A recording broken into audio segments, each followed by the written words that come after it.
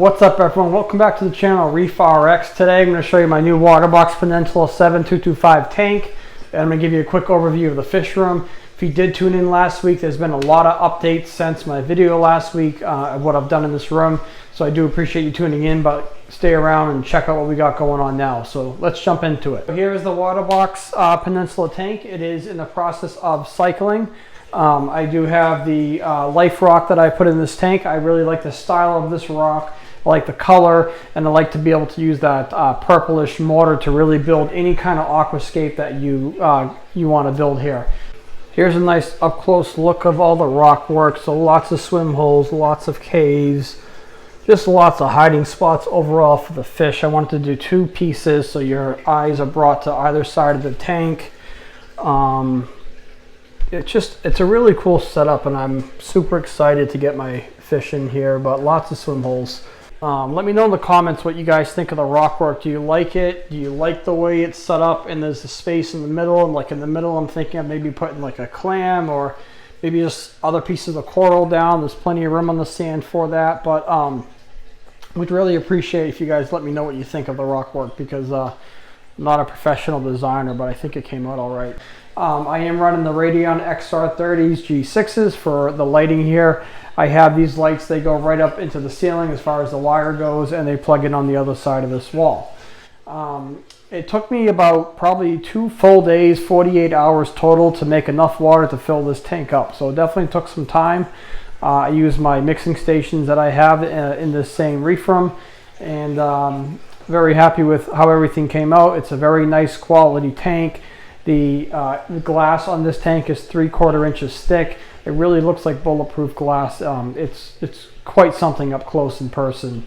It came with this lid on top that come apart into 3 different sections so your fish don't jump out, which is something really cool because the past Waterbox tanks I've ordered did not come with a lid on top. So this was something that was new for me, and it was able to help save some costs of buying that separately, so that was pretty cool. So why don't we check out the sump real quick. I'll show you what I have in there right now. So the stand has 3 different compartments here. So in this first compartment on the left, we have our ATO, which is a 13-gallon tank. It's completely open on the top. This was something that came with this Waterbox tank, so I'm probably going to switch and do or make something where this is more enclosed so I don't evaporate as much water.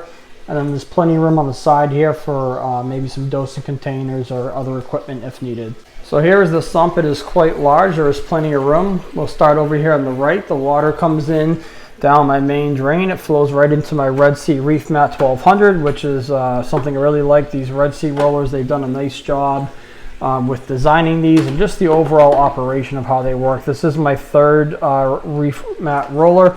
I have 2 500s and now this 1200. So that drains into here. This section over here is for the overflow. I kind of wish this overflow pipe here came into this main chamber, so I'm probably going to put a 45 on that, another 45, and make that happen eventually. Over here is your refugium section, which you can adjust the size of. It has this baffle where you can see the water flows out of, and you can adjust this baffle and move it to the left if you like. And so as I pull this up, you'll see the water level adjust in the tank. And I can slide this right in, and now I have made my refugium chamber just a bit larger by probably, I'd say, 2 inches. And then over here there's another large chamber, which this will be used for my skimmer. I'll move some of this live rock around to make it fit, but really plenty of room in here. And then from there the water flows down the back and around, goes through some heaters, and it goes into my return pump. Over here in my controller cabinet, I still have a lot of equipment to set up. I only have a few of the basic essentials running at this time, but I wanted to do something nice where my wires are nice and neat and organized. I will put my Trident on top of this, and then I'll have all my equipment hooked up right there. All right, now if we move over to the right of the tank, I have my adjustable desk here, which is great for doing various things, whether I'm testing equipment, testing water, or whatever I might be working on, maybe some maintenance, but I can adjust this height of the desk, whether I want to sit down in my chair, do I want to stand up. So this is great. In my cabinet here, I have everything pretty organized. On the right side here is where I keep my food on the top shelf. So I got a wide variety of all different sorts of food and vitamins and coral amino acids, fish amino acids, Down below here, we have all sorts of dosing stuff here. On the right here, I have some treatment stuff. So that's you're going to be your coral dip, your flatworm exit in case you get flatworms, different chemi-clean treatments, some chemi-pure in the back, F-aptasia, some hydrogen peroxide. This is really good for algae, especially hair algae. So all sorts of stuff here. I have my gloves right here because I'm always going through gloves in this hobby. I have all sorts of stuff up here. So I have my ICP test up on the left, some cleaning equipment, which includes some citric acid, glass cleaner from my tank. I have my power meter in the back, the MQ 510.